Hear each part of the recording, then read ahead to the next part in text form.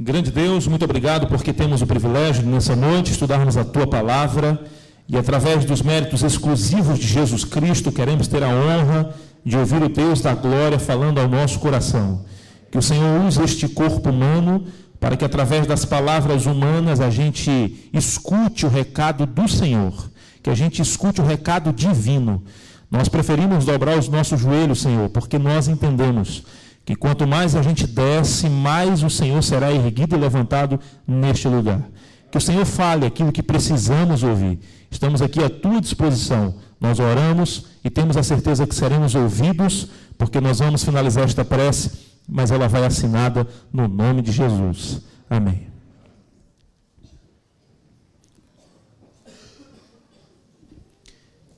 Quantos aqui tem mais de 22 anos? Talvez aqui são poucos, pelo que eu estou vendo aqui. Então, levanta a mão aí.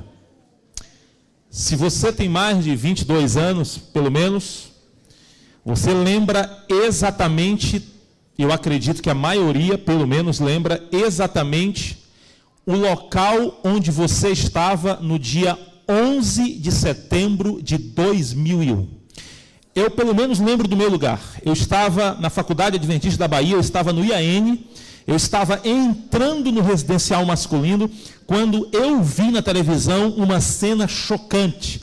Alguém, por acaso, lembra onde você estava no dia 11 de setembro de 2001? Levanta a mão para eu ver. Opa, olha só isso aí. O que aconteceu no dia 11 de setembro de 2001? O que aconteceu? A queda das Torres Gêmeas. Por isso que esse fato ele se tornou algo assim global, mundial. E muitas pessoas, pelo menos com 20 anos, aí talvez 22 anos, eu tenho quase que certeza que quase 100%, como nós comprovamos aqui, lembra exatamente onde estava no dia 11 de setembro de 2001. Agora, acontece que depois do dia 11 de setembro de 2001, teve um cidadão chamado Osama Bin Laden, que se tornou o homem mais procurado do planeta. E pelo menos aí uns 10 anos ele ficou escondido.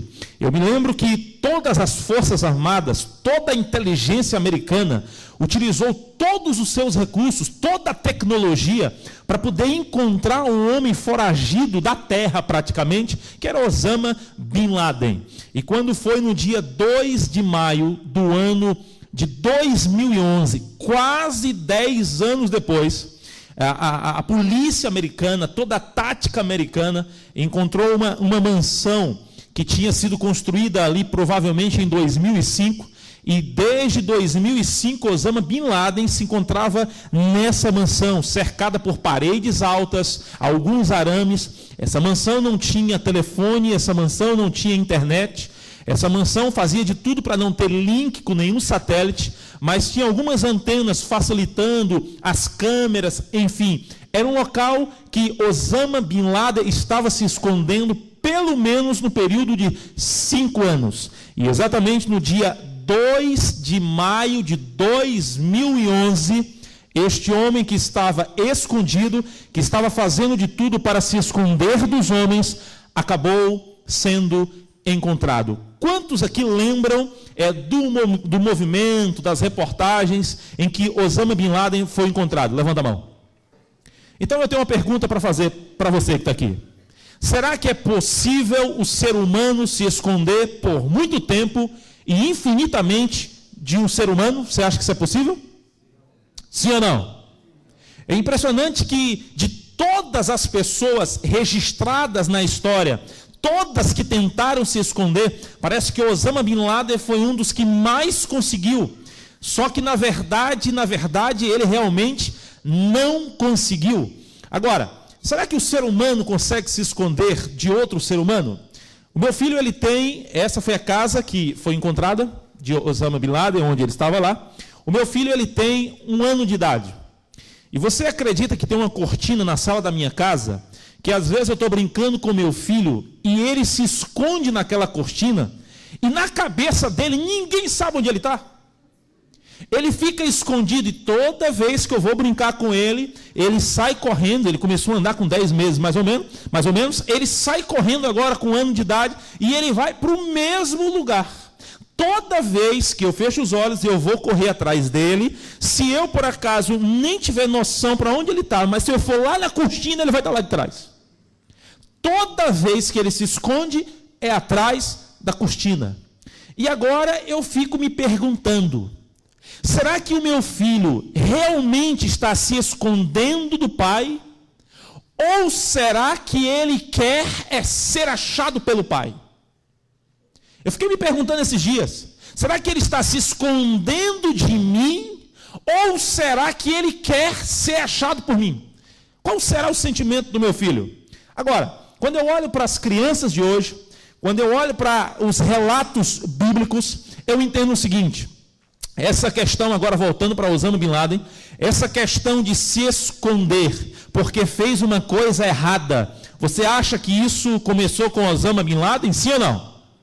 Esse negócio de fazer uma coisa errada e tentar se esconder, você acha que isso é do dia 11 de setembro de 2001 ou talvez faz muito tempo? O que é que você acha? Faz muito tempo, sim ou não? Mas onde começou isso? Gênesis capítulo 3, versículo 9, não precisa procurar. Você conhece o contexto aqui, eu vou fazer o resumo da sinopse, da síntese da conclusão, você conhece. Gênesis 3, a Bíblia diz então que Deus criou um casal. Como que era o nome do homem? Como que era o nome da mulher? Deus criou Adão e Eva. Inclusive, alguém até mencionou que um pregador um dia estava falando sobre Adão e Eva e tal. Deus criou primeiro quem? Adão ou Eva? Quem que foi o primeiro? Quem que foi o último? Adão o quê, rapaz? Quem que foi o último? Tá bom. Quem que pecou primeiro? Então vamos lá. Deus criou quem primeiro? E quem pecou primeiro? Se não existissem as mulheres, como nós homens estaríamos hoje? O que você acha? Na sua opinião assim, o que você acha? Será que a gente estava no paraíso? Estava ou não? Alguém falou um dia que um pregador aí, não sei de qual foi a igreja, um pregador um dia estava mencionando que Deus tinha criado lá Adão, Deus criou Adão e tal, e viu que Adão estava muito em paz, Adão estava sem problema, Adão vivia de bem com a vida, e Deus olhou para Adão assim e falou: Adão, você está vivendo muito em paz, então você vai já dormir que nós vamos acabar com a sua paz aí. Claro que não, né? Agora, Deus criou o casal, era Adão e Eva, Deus criou o casal. Aí Eva se antecipou, ela foi lá e pecou. Aí Adão agora viu a mulher, o contexto vocês conhecem, Adão vai lá e peca também. Só que Gênesis 3 diz que após eles errarem, eles estavam agora com erro. A Bíblia diz que eles se esconderam atrás das míseras folhas. E eles estavam lá escondidos. De repente, no versículo 9 do capítulo 3 do livro de Gênesis, Deus faz uma pergunta. Qual que é a pergunta de Deus? Adão, onde estás? Eu saio do jardim do Éden, eu entro agora numa caverna. 1 Reis capítulo 19, coincidentemente no mesmo versículo 9. Lá Deus fez uma pergunta, Gênesis 3, 9. Adão, onde estás? 1 Reis 19, verso 9, tem outra pergunta de Deus no momento que o ser humano está se escondendo dele. Sabe qual é a pergunta de Deus agora para Elias? Elias, alguém lembra? Está na Bíblia, viu, irmãos? A pergunta de Deus, viu? Elias, que faz... Amanhã de manhã nós vamos ter um estudo bíblico, inclusive, viu? Amanhã de manhã. Elias, que fazes aqui? Elias estava se escondendo de Deus. Elias, no capítulo 18, ele estava orando, desceu o fogo do céu, você conhece a história. Um capítulo depois, no capítulo 18, ele desafiou 850 homens. No capítulo 19, ele corre com medo de uma mulher. E ele estava tentando se esconder de Deus. Ele entrou numa caverna. Deus entrou na caverna e perguntou assim: Elias, que fazes aqui? Daqui a pouco eu saio dentro da caverna e eu vou agora para uma cidade. E eu encontro um profeta chamado Jonas. Vou classificá-lo como um profeta. Deus chega para ele e fala assim: ó, Jonas, você tem que pregar em qual cidade? Alguém lembra? Nínive. Você tem que pregar lá. Eu imagino, contextualizando nos tempos atuais, que Jonas deve ter olhado para Deus. Beleza, Senhor, pode deixar, é nós em Nínive. Vamos lá, vamos pregar. Aí agora ele imagina que Deus saiu de perto dele e ele deve ter falado com ele mesmo: que eu vou para Nínive, coisa nenhuma, irmão. Estão matando lá os profetas, eu vou para lá? Claro que não. Ele chega lá no porto e diz assim: meu amigo, para onde fica Nínive? Aí falaram assim: ó, Nínive é para cá. Ele: maravilha, me compra uma passagem para cá. Pronto, eu quero justamente ir para cá. Você conhece a história de Nínive, ele saiu e fugiu para onde? Para onde? Tá, aí ele está indo lá, daqui a pouco tem uma tempestade, você conhece o contexto e tal. Ele foi para o subsolo, se assim a gente pode chamar, o subsolo do barco, do grande barco. Na cabeça de Jonas, ele queria se esconder de Deus. E ele estava descendo o mais baixo nível. Na parte onde Jonas estava, era uma parte que realmente tinha água, era o subsolo do barco. Porque na cabeça dele, quanto mais ele descia, mais distante ele estaria de Deus, mais escondido ele estaria de Deus. E Jonas está no subsolo. De repente, o que acontece? O que é que tem lá? Você lembra? Tempestade. Resumindo, Jonas descobriu que ele era o culpado. Aí ele foi jogado. A pergunta é, veio um grande peixe e engoliu Jonas. A pergunta é, por quê? Pergunta para quem está do teu lado aí, com muito respeito, por que um grande peixe? Pergunta aí, com muito carinho. Por que um peixe? Por que não uma boia? Por que não Deus não lançou o jet ski, por exemplo, para facilitar? Por que não uma prancha? Por que não talvez um outro barco? Poderia ter alguém numa canoa, ou talvez num outro barco. Alguém poderia chegar, imagina, por que um peixe, né? Por que não um outro barco? Jonas foi lançado, ia acalmar a tempestade, Deus usava lá um camarada, poderia ser um pescador, ou talvez alguém que estivesse em alto mar, ou talvez uma outra embarcação, jogava lá o salva-vidas, puxava Jonas, jogava lá a cordinha, poderia puxá-lo. A pergunta é, por que um grande peixe? Pastor, era uma tempestade, como que ia vir? Ok, olha aqui nos meus olhos. Você acha que um peixe, ele desce o nível abaixo do subsolo de um barco? Sim ou não?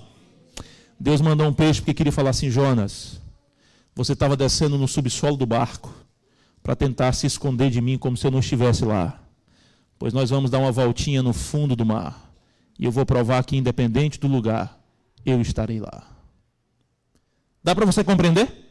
Parece que quando eu olho para a Bíblia, eu vejo Adão e Eva, eu vejo Elias, eu vejo Jonas, e de lá para cá parece que a gente se acostumou a tentar se esconder de Deus. Agora, olha para a Bíblia. Você vai olhando para a Bíblia, esses homens não conseguiram. Daqui a pouco nós contamos a história de Osama Bin Laden, que tentou se esconder do ser humano, ele não conseguiu do ser humano. A pergunta é, será que a gente consegue se esconder de Deus? De vez em quando, eu estou no momento na área jovem, e alguém liga para mim, pastor, vem ajudar nós aqui e tal, porque o pessoal está indo na festa, está indo na balada, indo não sei aonde e tal. Eu tive que ir numa igreja, porque uma menina, ela escondido, ela teve relação sexual com o rapaz da igreja.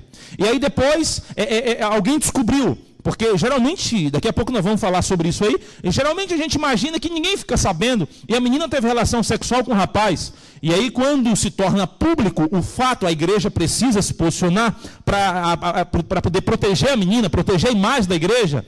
E na hora que estamos conversando, aí a menina, pronto, eu tive relação sexual com ele, e ele, pois é, eu acabei pecando, só que não foi só eu não, ele ali também. Aí o outro falou, se me entregar, eu vou entregar, ele ali também. Resumindo, ela e mais 11 rapazes foram disciplinados. Porque o time aí de 12 imaginava que ninguém nunca ia ficar sabendo. Porque teria como se esconder. De vez em quando, não, eu vou na festa aqui, mas ninguém vai ficar sabendo. Não, eu vou ingerir um pouquinho dessa bebida aqui, ninguém vai ficar sabendo. Não, sabe de uma coisa? Eu vou fazer isso aqui, ninguém nunca vai saber. Eu vou entrar no site aqui, depois eu vou excluir no histórico do computador, na internet, ninguém nunca vai ficar sabendo. A pergunta é, será que o ser humano, ele consegue se esconder ou esconder algo de Deus? Salmos 139. Vamos para a Bíblia. Salmo 139.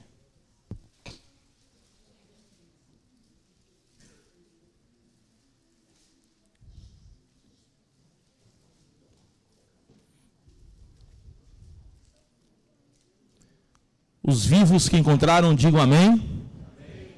Vamos para o versículo 1. Em cima está escrito assim, Deus onisciente, o que mais? Vamos lá, versículo 1. Senhor, tu me sondas e me conheces. Sabes quando me assento e quando me levanto. De longe penetras os meus pensamentos. Versículo 7. Para onde me ausentarei do teu espírito? Para onde fugirei da tua face? Se subo aos céus, lá estás. Se faço a minha cama no mais profundo abismo, lá estás também. Se tomo as asas da alvorada e me detenho nos confins dos mares, ainda lá me haverá de guiar a tua mão, e a tua destra me susterá. Se eu digo, as trevas com efeito me encobrirão, e a luz ao redor de mim se fará noite, até as próprias trevas não te serão escuras. As trevas e a luz são a mesma coisa. Eu pergunto para você, será que é possível o ser humano se esconder de Deus, sim ou não? Será que é possível eu, ser humano, esconder alguma coisa de Deus, sim ou não? Quando eu olho para Salmo 139, eu aprendo aqui algumas coisas, pelo menos duas certezas eu vejo aqui no texto bíblico. Em primeiro lugar, Deus está sempre conosco, diga amém. Deus está em todos os lugares? Deus está em todas as coisas? Deus está em todas as coisas? Não. Está em todos os lugares? Sim. Repito, Deus está em todas. Deus está aqui nesse púlpito? Deus está nesse microfone? Deus está nessa parede? Isso é panteísmo, nós não acreditamos nisso. Agora, Deus está aqui? Deus está lá na sua casa? Deus está na rua ali? Deus está em todos os lugares? Deus é como, claro, eu quero agora não concretizar a presença de Deus, mas exemplificar. Será que Deus é como uma neblina, que as moléculas não se quebram, estão em todos os lugares ao mesmo tempo? A pergunta é, se Deus está aqui, se Deus está lá, se Deus está em todos os lugares, eu consigo me esconder de Deus? Será que o ser humano consegue andar sozinho? Sim ou não? Será que a gente consegue andar sozinho? Se a gente for no fundo do mar, ali vai estar o Senhor. E se eu entrar numa sala e fechar as portas, ali está o Senhor. Se eu entrar no meu carro e travar as portas e o vidro for fumê, e está só eu e minha namorada, por exemplo, eu pergunto, está só nós dois ali? Quem vai estar lá também? Em todos os lugares, Deus não pode, de acordo com o salmista aqui, ser limitado pelo espaço. Deus não pode ser limitado pela velocidade. Deus não pode ser limitado pela escuridão. Quando eu olho aqui para a Bíblia, eu entendo uma verdade. Se Deus está em todos os lugares, não há nada que podemos esconder de Deus. É verdade ou não? Pensa comigo. Se Deus está em todos os lugares, não há nada que podemos esconder de Deus. Olha aqui nos meus olhos. Será que nós já tentamos esconder alguma coisa de Deus? Não levante a mão. Mas será que existem algumas coisas escondidas em nossa vida? Você acha que sim ou você acha que não? E houve silêncio no arraial. Quando eu olho aqui para a Bíblia, eu entendo que Deus está presente em todos os lugares. Em segundo lugar, o salmista diz que Deus conhece, Deus sabe e Deus vê o quê? Tudo. Está aqui na Bíblia. Deus vê tudo porque Ele é onisciente. Deus sabe quantos fios de cabelo tem na sua cabeça. Deus sabe quantos passos nós já demos. Deus sabe quantas palavras nós já falamos. Deus sabe quantas células tem no meu corpo. Deus sabe todos os meus pensamentos. Então, quando eu olho para a Bíblia, se Deus está sempre comigo e Ele sabe de tudo, significa dizer que Deus sabe da minha vida coisas que outras pessoas não sabem. Primeiro lugar, olha aqui nos meus olhos. Olhando para a Bíblia, o que é que eu entendo? Deus está presente. Se Ele está presente em todos os lugares, eu não consigo esconder alguma coisa de Deus. Segundo lugar, Deus conhece todas as coisas, Ele sabe de tudo. Se Ele conhece todas as coisas, se Ele sabe de tudo, significa dizer que Deus sabe da minha vida muito mais do que as outras pessoas sabem. A pergunta é, tem como o ser humano se esconder de Deus? Uma outra pergunta, Deus consegue ler os pensamentos? Consegue? Deus consegue ler os nossos pensamentos? Então deixa eu mudar a pergunta. Satanás consegue ler os nossos pensamentos? Deus consegue? Satanás consegue? O que você pensa é ampliado. Tudo que você pensa é maximizado.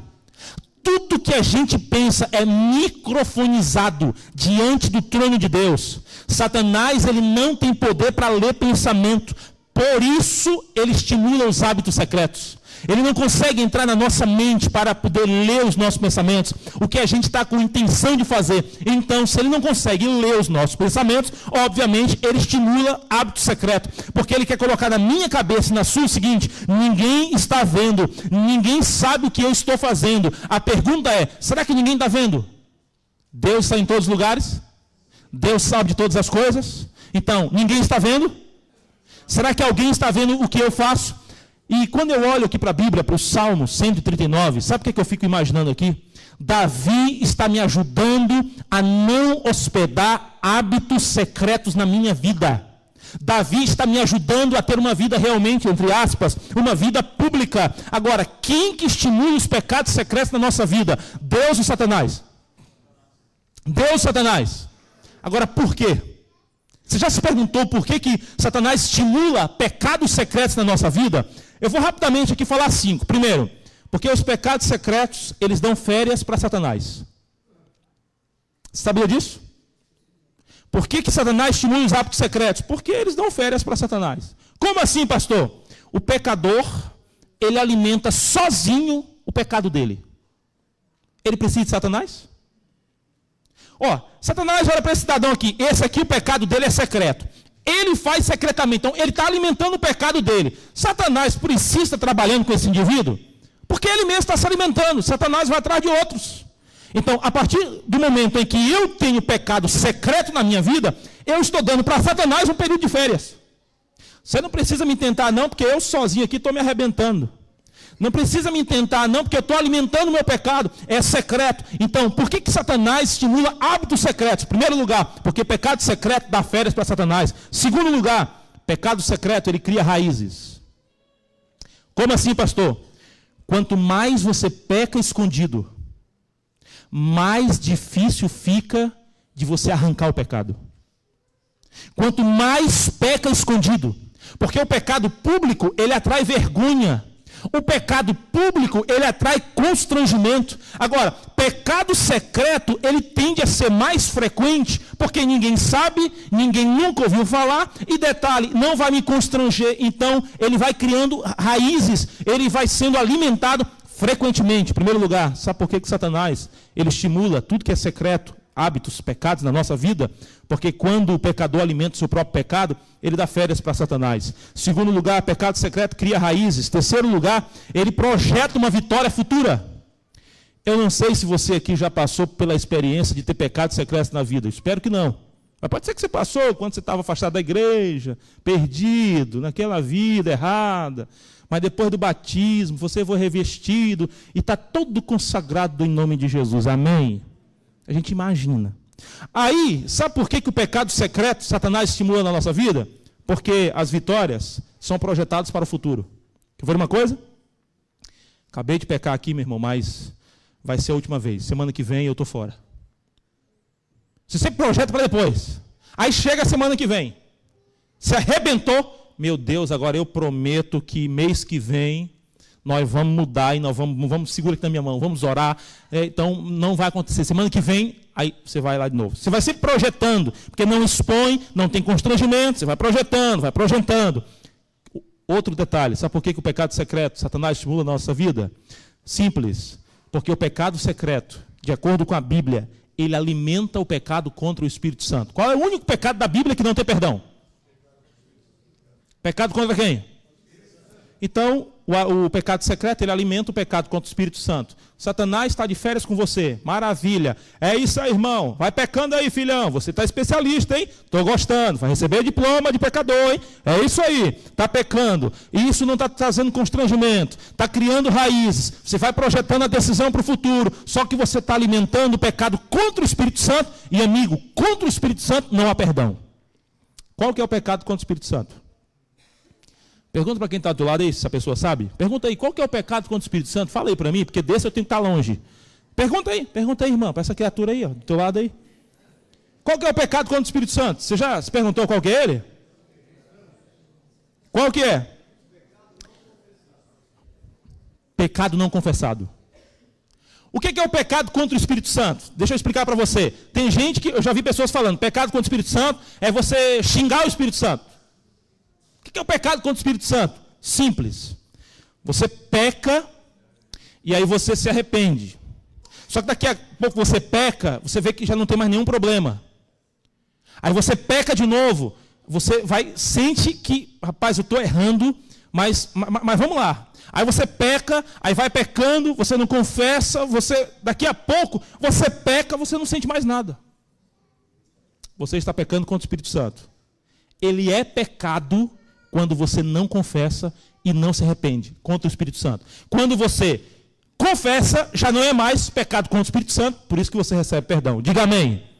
Agora, pecado contra o Espírito Santo é você estar pecando e você não se arrepende, você não sente mais nada. O indivíduo, ele adultera, ele tem uma terceira pessoa no casamento. Ele adulterou, deu aquele arrependimento, meu Deus, como que eu fiz isso? Ele faz uma lista de promessas. Eu vou fazer isso, eu vou andar ajoelhado, eu vou fazer aquilo e tal.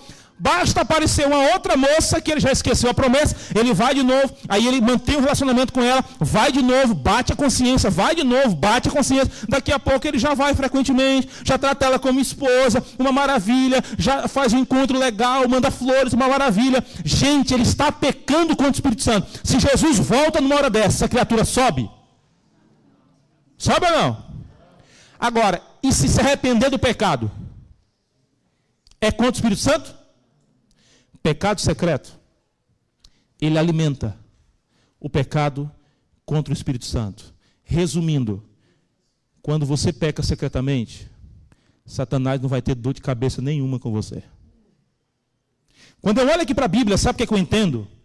Qual que é a verdade sobre o pecado secreto? Em primeiro lugar, é uma tática de Satanás. É como se você estivesse sentindo uma vontade, talvez a sua doença, aí Satanás te oferece um remédio, só que ele não te passa os efeitos colaterais. É uma tática de Satanás para acabar com você. Quando eu olho para a Bíblia, eu entendo que o pecado secreto, ele afasta o ser humano de Deus, é óbvio, mas um dia ele será revelado. Eu lhe pergunto, será revelado ou não será? Agora, será que o pecado pode ser revelado? Vamos imaginar que um cidadão está traindo a esposa. Será que antes da volta de Jesus vai ter que ser revelado isso aí? Sim ou não? Pode ser que não. Aí Jesus volta, opa, maravilha, traí, ninguém ficou sabendo, é nós no céu. E agora? Todo pecado não confessado será revelado. É isso aí. Se sua esposa não ficar sabendo agora, ela e todo o globo terrestre ficará sabendo um dia. Não tem como esconder. Porque Deus está em todos os lugares. E Ele sabe de todas as coisas. Pecado secreto é como se fosse um cãozinho, um cachorrinho que você gosta muito. Pequeno, mas você gosta muito. E você cria ele dentro de casa. Basta ele ver a porta aberta. O que ele faz? Ele sai. Pecado secreto é como um cachorrinho que você está gostando, mimado. Ele quase que já está miando. Ele está do seu lado e tal. Deixou a porta aberta, irmão. Ele vai dar uma voltinha lá fora e tem gente que vai ver. Pecado secreto é como se fosse um passarinho que você tem em casa. Que você está lá treinando ele para cantar. Chegam as pessoas, naturalmente ele vai começar a cantar. Pecado secreto é como se fosse uma pedrinha no sapato. Você coloca uma pedrinha no sapato e ela vai atrapalhar a sua caminhada até o céu. Agora, todo pecado cometido é registrado, sim ou não? Sim ou não? Eu queria que você desse uma olhada nesse texto aqui. Está num livro que eu aconselho você a ler, chamado Patriarcas e Profetas. Fabuloso esse livro. Olha o que está escrito. A mais escura meia-noite não é uma cobertura para o pecado. Uma pessoa pode julgar-se só, mas para cada ação há uma testemunha invisível. Os próprios motivos do coração estão patentes à inspeção divina. Cada ato, cada palavra, cada pensamento é tão distintamente notado como se apenas houvesse uma pessoa no mundo inteiro e a atenção do céu estivesse nela concretizada. Você já viu a profundidade desse texto aí? Cada pensamento, cada palavra, cada ato, tão distintamente notado como se apenas houvesse uma pessoa no mundo e a atenção do céu estivesse nela centralizada. É possível que nessa noite Deus nos trouxe aqui, talvez porque num culto como esse Deus poderia alcançar alguém. É possível que você está nos ouvindo agora, você está na galeria, ou você está aqui desse lado. Ou talvez você está aqui desse lado e você pode estar olhando e dizendo: pastor, graças a Deus que esse não é o meu problema. Porque eu não tenho nada que eu esteja escondendo. A minha vida é um livro aberto. Deus seja louvado por isso, irmão. Deus então trouxe você aqui para continuar animando você. Para que a sua vida realmente seja um livro aberto. Mas talvez é possível que de todo esse grupo, pelo menos uma pessoa, talvez está vivendo com pecados secretos. E Deus veio aqui nesta noite, trouxe o coral, trouxe você, mobilizou um povo todo, para te falar que Deus está em todos os lugares. Deus está naquele lugar. Deus está dentro do carro. Deus viu. Deus conhece. Deus sabe de todas as coisas. Deus tem um diário e tudo ali está escrito. Não adianta fechar a porta. Não adianta fechar as cortinas. Não adianta baixar as janelas. Não adianta apagar as luzes. Porque quando eu olho para a Bíblia, eu entendo que os olhos de Deus penetram a escuridão. As sombras rodeiam e Deus vê tudo como o sol ao meio-dia. Quando eu olho para Salmos aqui 139, eu entendo que não existe uma câmara secreta onde podemos nos esconder. Não existe um porão que a gente possa descer ao mais baixo nível e Deus não consiga nos enxergar. Agora, pastor, qual que tem que ser a nossa oração? Vamos ler os últimos textos. Salmo 139, versículo 23. Qual que é a nossa oração? Salmo 139, versículo 23. Nós vamos ler todos juntos, tá bom?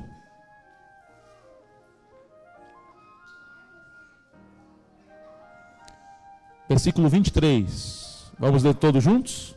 Sonda-me, ó Deus, e conhece o meu, prova-me e conhece os meus, vê se há em mim algum caminho mau e guia-me pelo caminho. Vamos todos ficar em pé?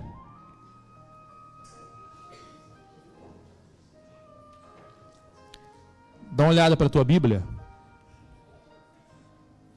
e faz essa leitura como se você estivesse falando para o próprio Deus. Leia novamente, que seja essa a sua oração. Versículo 23.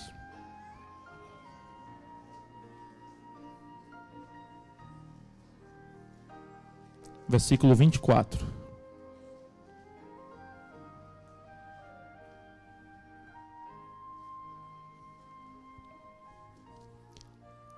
Nessa noite, Deus tem uma proposta para você. Alguns estão se escondendo de Deus. Mas a proposta de Deus para a igreja de Campinas nessa noite é: você precisa se esconder em Deus. Alguns estão se escondendo de Deus. Mas nesta noite Deus tem uma proposta para você. Se esconda em Deus e você estará seguro. Porque não adianta você subir aos céus, porque o Senhor estará lá. Não adianta você armar sua cama no mais profundo abismo, que o Senhor estará lá. Feche os teus olhos e vamos orar. Grande Deus, muito obrigado porque entendemos um Deus onipresente, onisciente, onipotente, mas nós agradecemos porque esse Deus também nos entende. Olhando para a Bíblia, quantas pessoas tentaram se esconder do Senhor? Mas pelo incrível que pareça, quando Adão e Eva estavam escondidos, o Senhor tomou a iniciativa de encontrá-los. Quando Elias se escondeu, o Senhor tomou a iniciativa de encontrá-lo.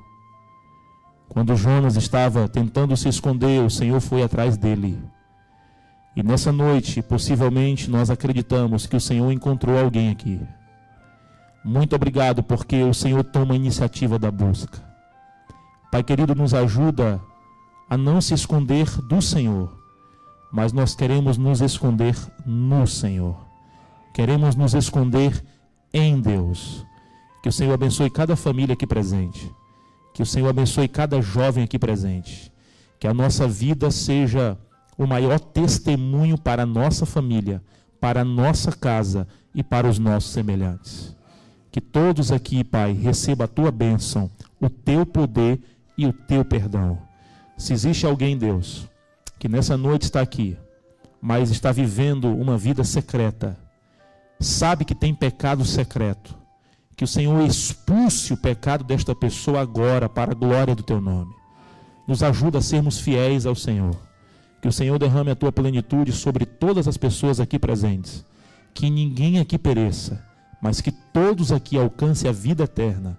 Nós oramos e temos a certeza que seremos ouvidos, porque nós vamos terminar esta oração, mas ela vai assinada no nome de Jesus. Amém.